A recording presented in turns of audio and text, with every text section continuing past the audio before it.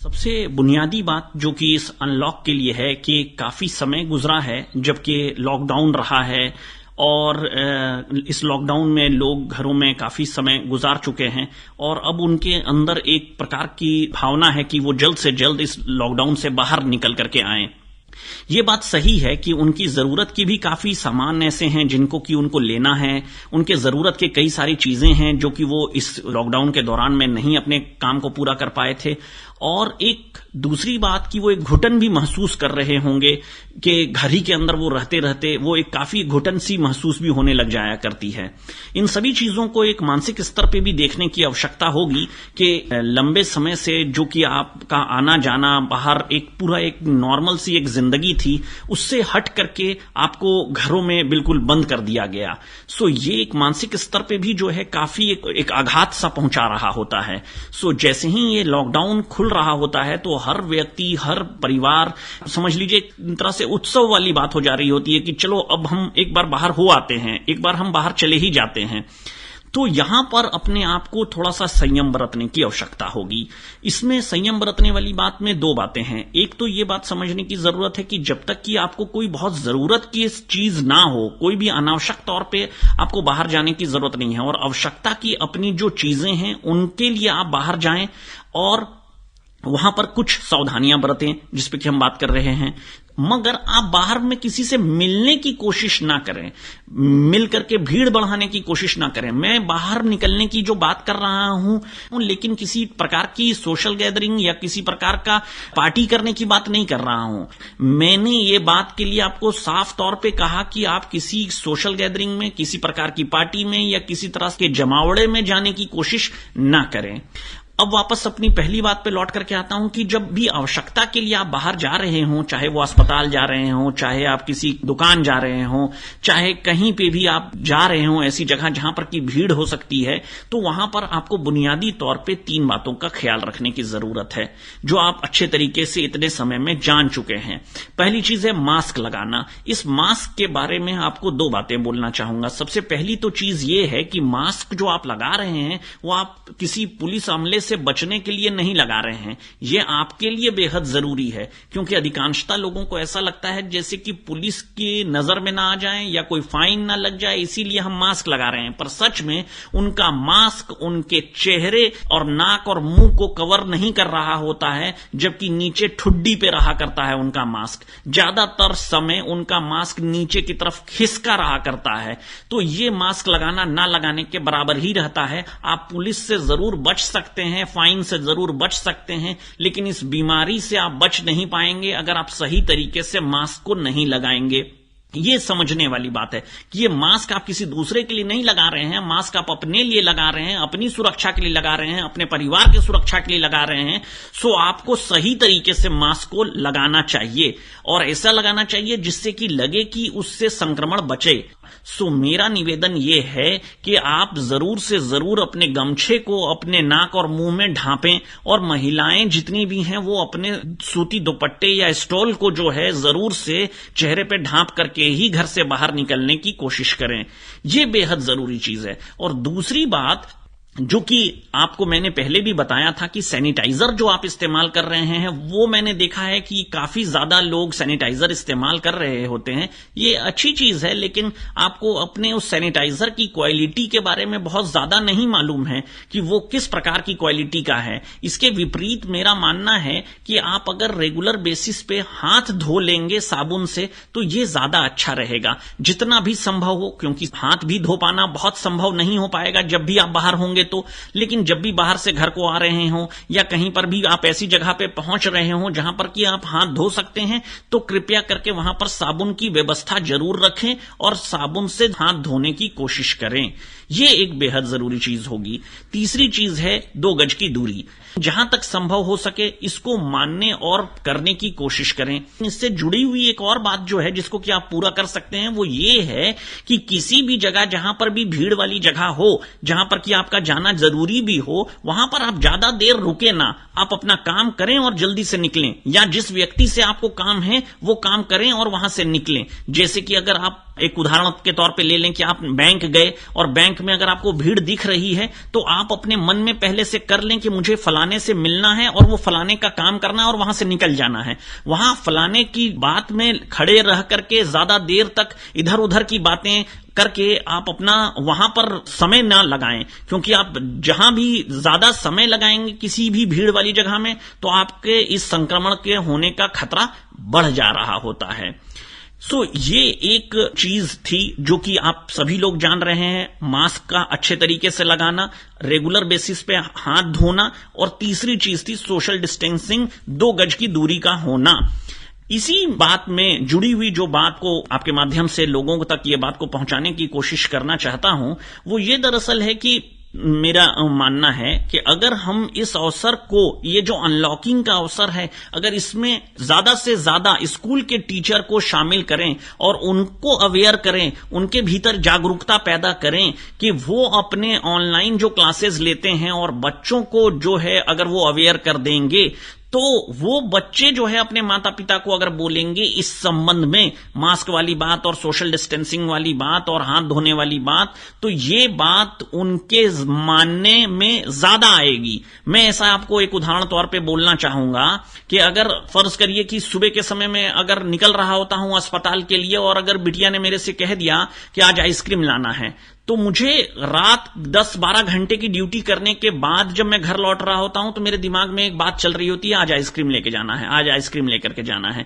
मतलब किसी भी माता पिता को उसके बच्चे के द्वारा अगर कोई बात डिमांड की जाती है, कोई बात बोली जाती है, तो वो इतनी आसानी से भूल नहीं पा रहा होता है, वो याद रखता है। और यही बात को हम ऐसा कहना चाहते हैं कि ये वाली बात को अगर हम इस्तेमाल करते हैं उनके टीचर्स के द्वारा, स्कूल के टीचर्स अगर अपने बच्चों को बोलते हैं तो बच्चों को यह बात बिल्कुल जम सी जाती है, वो उसकी बात, टीचर की बात बहुत मानते हैं और वो उसकी बात को मानेंगे और समझेंगे। और जो बुनियादी तरीका होता है, जो हाइजीन का जो बुनियादी तरीका है, ये स्कूलों में जैसा कि सिखाया जाता है, जब भी खांसना होता है तो अपने कुहनी के ऊपर खांसना चाहिए, कभी भी खुले में नहीं खांसना चाहिए, हमेशा अपने साथ रुमाल होना चाहिए। तो ये जो बुनियादी चीजें स्कूल के टीचर सिखाते हैं, तो यहां पर ऑनलाइन जो कि अभी क्लासेस चल रही हैं उसमें आपके माध्यम से बाकी सारे स्कूल के टीचर से निवेदन करना चाहूंगा कि वो अपने बच्चों को जरूर से जरूर इस बारे में प्रेरित करें और उन लोगों के भीतर ये जागरूकता बनाएं कि मास्क सही तरीके से लगाना, रेगुलर बेसिस पे हाथ धोना और ये जो 2 गज की दूरी है इसको बनाए रखना, ये उनके लिए बेहद जरूरी होगा। दूसरी चीज जो कि इस आपदा में जो अवसर वाली बात है उसमें आपके द्वारा जो है मैं बताना चाहूंगा कि ये जो वैक्सीनेशन है, ये वैक्सीनेशन बेहद जरूरी है। जितना मास्क ने जो साल भर हम लोगों की सुरक्षा किया है, वैसे ही ये जो वैक्सीनेशन है ये आने वाले समय में यही एक उपाय है जिससे कि हम लोग इस बीमारी से लड़ पाएंगे। इस बीमारी का मुकाबला करने के लिए बेहद जरूरी है कि आपका टीकाकरण हो जाना चाहिए। ये जो टीका आप लगवाने की बात है, ये आपको कई लोग भ्रमित भी कर रहे होते हैं कि ये टीका से ऐसा नुकसान हो रहा है, ये टीका से वैसे लोग मर गए, और कई तरह की भ्रांतियां आ रही होती हैं। मेरा आपसे निवेदन है कि इस बारे में आप बिल्कुल निश्चिंत रहें। वैक्सीन लगवाना आपके लिए बेहद जरूरी है और ये वैक्सीन ही आपको इस महामारी से बचा सकता है। आने वाले समय में आपको देखने को मिलेगा भी कि ये वैक्सीन जो है डोर टू डोर वैक्सीन लगाए जाने की बात भी आने वाली समय में हो सकती है। और ये जो है अभी, जैसा कि पिछले कुछ समय में आपने देखा होगा कि वैक्सीनेशन सेंटर में जब आप जाते हैं टीका लगाने के लिए तो वहां पर काफी ज्यादा भीड़ रहती है। तो जैसा मैंने आपसे कहा कि जब आपको, अगर आपके टीका लगने का समय अगर अभी नहीं हो और आपके टीका लगने में अभी थोड़ी देर हो, तो आप कोशिश करें कि टीकाकरण के केंद्र में ही बाहर इंतजार करें और वहां पर सोशल डिस्टेंसिंग, वहां पर 2 गज की दूरी जरूर से फॉलो करें। अगर आप ऐसा नहीं करेंगे तो आपको वो जो आपके मन में बात है कि टीका लगाने से आपको नुकसान हो गया, परंतु टीका लगाने से नुकसान नहीं हुआ था, जबकि टीकाकरण केंद्र में सही तरीके से जो सरकार की गाइडलाइन है उसको नहीं मानने की वजह से आपको नुकसान हो गया। सो इस बारे में आप ध्यान दीजिए कि जो सरकार ने आपको गाइडलाइन बताई है कि मास्क जरूर से पहन करके आएं और रेगुलर बेसिस पे हाथ धोएं और 2 गज की दूरी को फॉलो करें, तो ये अगर चीजों को आप अगर मानेंगे तो टीकाकरण केंद्र में आप टीका लगवा करके सुरक्षित घर लौटेंगे। वरना आप टीका तो लगवा लेंगे लेकिन असुरक्षित हो जाएंगे अगर आप इन सारी सरकारी गाइडलाइन को फॉलो नहीं करेंगे। आपको जब भी टीकाकरण केंद्र जा रहे हैं तो आपको बहुत सावधानी बरतनी चाहिए और जो वहां पर सरकारी गाइडलाइन है उसको फॉलो करना चाहिए। इसी अनलॉकिंग वाली बात जिसमें कि आपको देखने को मिलेगा कि अनलॉकिंग में और क्या ऐसे अवसर हो सकते हैं जो कि आप अपने आप को इस सारी चीजों से बेहतर तरीके से इस अनलॉक का इस्तेमाल कर सकते हैं। क्योंकि अगर आप अनलॉकिंग को सही तरीके से इस्तेमाल नहीं करेंगे तो ये सिर्फ 1-2 लोगों की बात नहीं है, ये पूरे समाज की बात हो रही है, ये पूरे आपके सागर की बात हो रही है, ये पूरे प्रदेश की बात हो रही है। सो ये बड़ी समझदारी से इस अनलॉक को देखना है कि हमें अनलॉक को किस तरह से बेहतर तरीके से अपने लिए इस्तेमाल करना है। तो जैसा मैंने पहले 2 बातें बताई आपको, उसी में तीसरी बात जो कि अब देखने की आ रही थी वो ये है कि आप इस अनलॉक में अपनी पुरानी जो बीमारियां हैं उसका इलाज जो है, जो छूट गया है, उसका आप सही तरीके से जल्द इलाज करा लें। इसका मतलब क्या था, वो ये है दरअसल कि आज के समय में कोरोना को लेकर के इतना हंगामा है कि ऐसा लगता हो जैसे कि सारी और बीमारियां पूरे संसार भर से चली गई हैं, पर सच बात है कि ऐसा नहीं है। पिछले साल भी जो पहली लहर थी उसमें देखने को मिला था कि ट्यूबरक्लोसिस से जो ग्रसित लोग थे उनका जैसे कि लंबे समय का 6 महीने का इलाज चल रहा होता है और उनका इलाज बीच में छूट गया। उनका इलाज बीच में कई कारणों से छूट सकता है। ऐसा हुआ कि गाड़ियां बंद हो गई थीं तो वो अस्पताल तक ना पहुंच सके। ऐसा हुआ कि जो स्वास्थ्य कर्मी थे वो सारे के सारे कोरोना वायरस की लड़ाई में जुट गए तो वो उनके घरों तक नहीं पहुंच पाए। ऐसा हुआ कि दवाइयां जो है वो सही समय पे नहीं पहुंच पाई। तो कई कारणों की वजह से ट्यूबरक्लोसिस का इलाज छूट गया।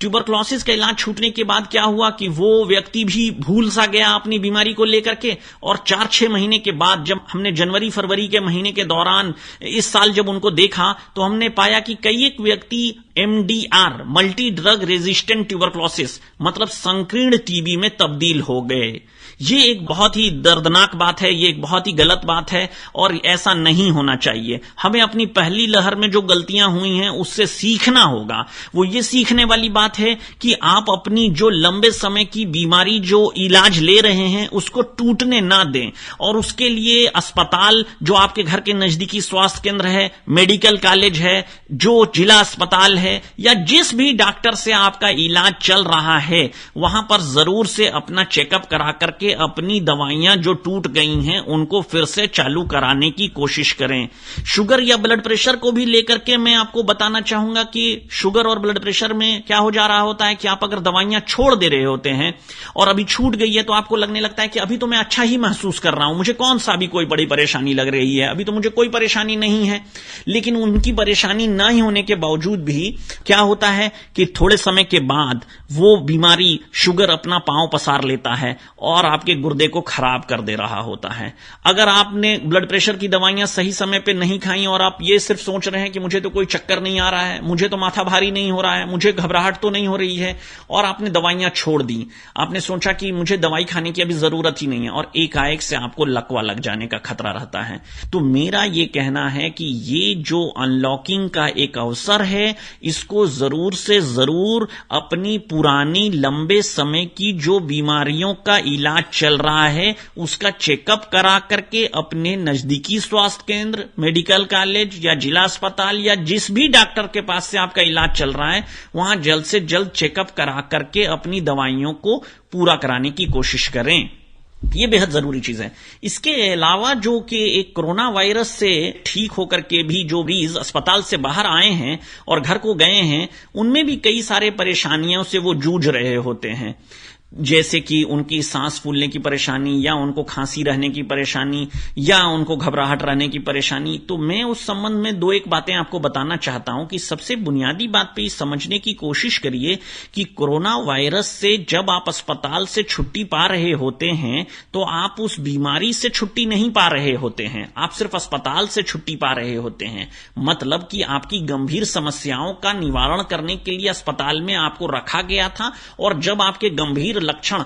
ठीक हो गए थे तो अस्पताल से आपको छुट्टी दे दी गई थी। परंतु आपको जरूर से जरूर अपनी उन लक्षणों के लिए जो आपके पास अभी हैं, जैसे कि आपकी सांस फूल जाती है अगर चलने पे, या अगर खांसी बनी हुई है या घबराहट बनी हुई है, तो इसके लिए आपको रेगुलर बेसिस पे जिला अस्पताल या मेडिकल कॉलेज में या जिन भी डॉक्टर को आप दिखा रहे थे वहां से आपको परामर्श और जांचें कराते रहनी चाहिए, ताकि इस कोरोना वायरस के जो लक्षण हैं उससे लंबे समय तक आपके वो फेफड़े खराब ना हो। सो इसके लिए जरूरी चीज ये हो रही होती है कि जो सांस फूलने की परेशानी है या खांसी चल रही है या घबराहट आ रही है, इसमें ये कोरोना वायरस के ठीक होने के बाद भी, कोरोना वायरस के नेगेटिव होने के बाद भी फेफड़े में जो इन्फेक्शन, जो चोट पहुंच जा रही होती है, उसकी वजह से ये चीज हो रही होती है, जिसको ठीक होने में थोड़ा सा समय लग रहा होता है और उसके लिए आपको दवाई और चेकअप कराने की जरूरत होती है, जिसको कि आपको रेगुलर बेसिस पे कराना चाहिए